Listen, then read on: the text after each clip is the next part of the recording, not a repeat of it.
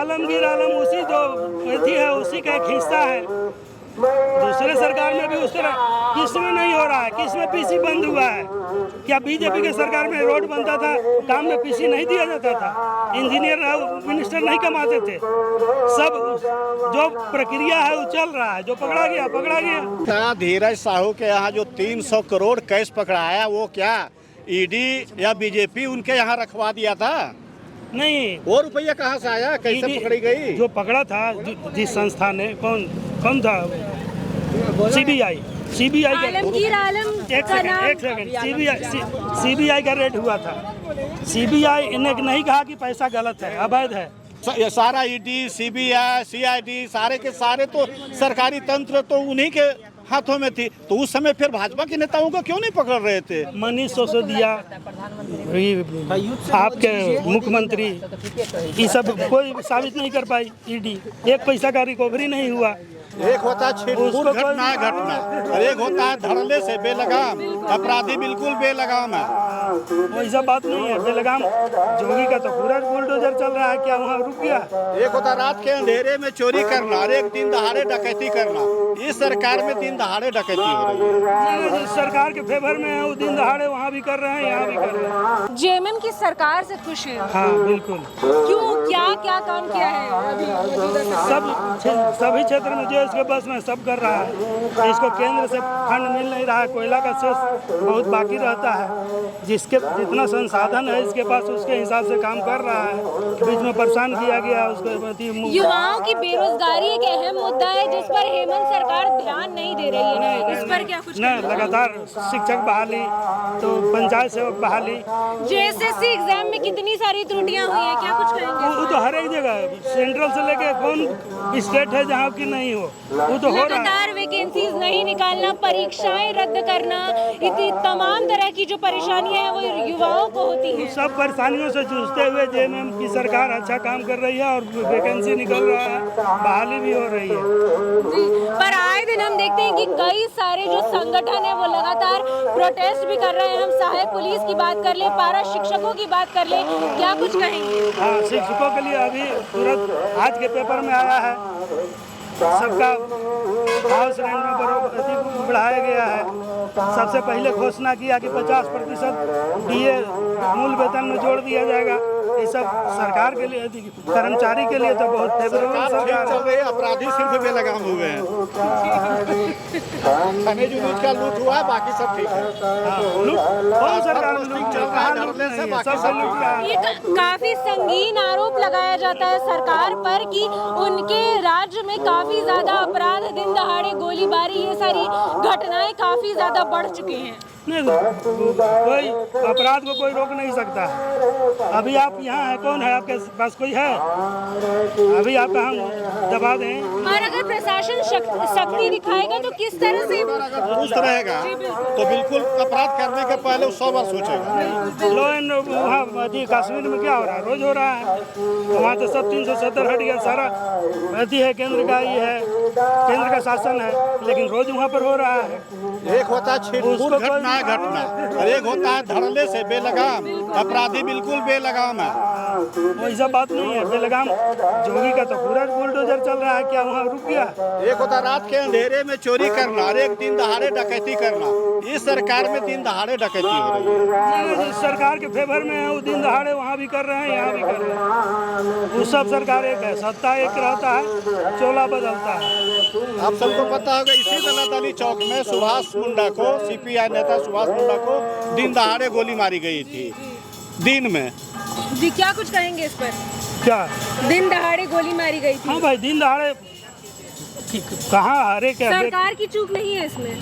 सरकार की चूक है, लेकिन सरकार के क्या, जब चाहेगा कोई बैड एलिमेंट करना, कोई कहीं कर सकता है। आपके पास सरकार है यहाँ, चाहे कहाँ है, कहाँ नहीं हो रहा है, किस क्षेत्र में नहीं। लोग अपने प्रतिनिधि को इसीलिए चुनते हैं ताकि वो सुरक्षित महसूस करे। हाँ, सुरक्षित है, सुरक्षा जो है उसके बस में तो कर रही है सरकार। अभी एनजीटी लागू है, फिर भी बालू धड़ल्ले से ब्लैक हो रही है। हजारों ट्रैक्टर, बालू हो गया। 1-2 ट्रैक्टर पकड़ी जाती है शो करने के लिए कि हाँ रातू हटिया, रातू में शुरू होने से पहले ही फेल होता नजर वो आ रहा है। प्रक्रिया में है। बालू तो सरकार कहती है कि मेरे पास कितना कई लाख टन बालू का स्टॉक है। प्रॉपर चैनल जाइएगा तो बालू मिलेगा है, उसको सही जो सरकार की प्रक्रिया है उसके अधीन मिलेगा बालू। तो सरकार को तो कहना है कि मेरे यहाँ बहुत सा बालू का स्टॉक है, बालू की कोई कमी नहीं है। हाँ सही कह रहे हैं, पुलिस प्रशासन क्या है, उसकी भी मजबूरी है, उसको भी तो पैकेज भेजना है ना ऊपर। हाँ उस काफी संगीन आरोप लगा रहे हैं आपके साथी सरकार पर। आरोप लगाना विपक्षी का काम है, यही रहेंगे तो हम भी लगाएंगे उन पर आरोप। जो थाना प्रभारी पुलिस प्रशासन जो पैकेज दे करके आते हैं तो निश्चित रूप से वो तो वसूली करेंगे ही करेंगे, और ऊपर कहाँ से भेजेंगे, नहीं वसूली करेंगे तो। हाँ, एक दो ट्रैक्टर जरूर पकड़ी जाती है शो में दिखाने के लिए कि रातू क्षेत्र में 2 अवैध रूप से बालू से लदा हुआ ट्रैक्टर पकड़ी गई, कि ताकि उनको बहुत बड़ा से बड़ा तमगा उनको तगमा मिले कि यहाँ बहुत बहादुरी के काम की है रातू थाना पुलिस। क्या भाजपा सरकार में वसूली नहीं हो रही थी? भाजपा सरकार में भी वही स्थिति थी, उसमें भी घूसखोरी चल रहा था। एनजीटी में जिस तरह से धड़ल्ले की जा रही है बालू की, अब अभी के समय में अबुआ आवास अब कहाँ से बनवा रहे हैं? एनजीटी हर एक साल लागू होता है। अबुआ आवास कैसे बन रहा है? भाजपा सरकार में भी वही, जब बंद होता है तो उसमें भी वही होता है, उसमें भी वसूली है। जो भी सरकार हो उस स्थिति आएगी। हेमंत सोरेन कौन सा आंदोलन चला करके अंदर गए थे? स्वतंत्रता सेनानी माने समाज के लेकर के आंदोलन चला रहे थे कि राष्ट्र के लेकर के चला रहे थे? संगीन आरोप लगाया है क्या? इसलिए गए कि ईडी इनके पास नहीं है, और क्या दूसरे पार्टी के बीजेपी के नेता भ्रष्ट नहीं है, लेकिन वो क्यों पकड़ा जाता है? विपक्षी को ही पकड़ा जाता है। हेमंत सोरेन क्यों बाहर? 14 से पहले मनमोहन की ही सरकार थी। ये सारा ईडी, सीबीआई, सीआईडी सारे के सारे तो सरकारी तंत्र तो उन्हीं के हाथों में थी, तो उस समय फिर भाजपा के नेताओं को क्यों नहीं पकड़ रहे थे? मनीष सिसोदिया, आपके मुख्यमंत्री, ये सब कोई साबित नहीं कर पाई ईडी, एक पैसा का रिकवरी नहीं हुआ। और आज मनीष जो थी अग्रवाल के गुरु शिबू सोरेन भी जा चुके हैं जेल, क्या कुछ करेंगे?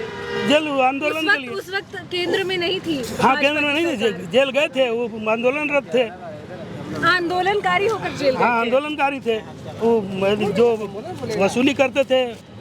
कांग्रेसी नेता धीरज साहू के यहाँ जो 300 करोड़ कैश पकड़ाया, वो क्या ईडी या बीजेपी उनके यहाँ रखवा दिया था? नहीं, वो रुपया कहाँ से आया, कैसे पकड़ी गई? जो पकड़ा था जिस संस्था ने, कौन था? सीबीआई का। आलमगीर आलम का नाम। एक सेकंड, सीबीआई का रेड हुआ था। सीबीआई ने नहीं कहा कि पैसा गलत है, अवैध है, उनका भट्टी चलता है, कई स्टेट में भट्टी चलता है, और उसमें नगद कारोबार होता है, और वो इतने बड़े आदमी हैं झारखंड के मोस्ट बड़े आदमी था कि 1 महीना का था 300 करोड़ हो सकता है। वो तो पहले रिजल्ट निकाल दिया, भाजपा ने पहले रिजल्ट निकाल दिया कि पैसा गलत है। आलमगीर आलम इस वक्त जेल में, क्या कुछ कहेंगे उन पर? आलमगीर आलम इस वक्त जेल पर। आलमगीर आलम उसी जो अथी है उसी का एक हिस्सा है।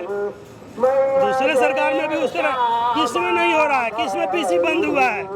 क्या बीजेपी के सरकार में रोड बनता था, काम में पीसी नहीं दिया जाता था, इंजीनियर मिनिस्टर नहीं कमाते थे? सब जो प्रक्रिया है वो चल रहा है, जो पकड़ा गया। ट्रांसफर पोस्टिंग मामले में हेमंत सोरेन का भी नाम है। बराबर होता है, किस सरकार में ट्रांसफर, जब भी सरकार नया बनती है तो ट्रांसफर पोस्टिंग होता है। मतलब हेमंत सोरेन दोषी है? नहीं, हेमंत सोरेन ही दोषी नहीं है। जो भी सरकार हो, जो भी आता है सत्ता में ट्रांसफर पोस्टिंग करता है, वो तो धंधा है, वो मंत्रियों का धंधा है, वो ट्रांसफर पोस्टिंग करते हैं मोटा रकम। हेमंत सोरेन दोषी है या निर्दोष? हेमंत सोरेन अलग नहीं है, उनको हम नहीं कह रहे। हेमंत सोरेन हो या कोई भी हो, बोले कि सत्ता वही है। हेमंत सोरेन को हम एकदम नहीं कह रहे हैं कि सारा राम दूसरे को चोरी कर रहा है इसलिए हम भी चोरी कर रहे हैं। राम राज भाजपा वाले ला सकते हैं, हेमंत सोरेन जेएमएम राम राज नहीं ला सकते। जहाँ राम राज है वहाँ जाके देखिए कि वहाँ पीसी चल रहा है कि नहीं चल रहा है, कि केवल झारखंड में चल रहा है, सब जगह वही है।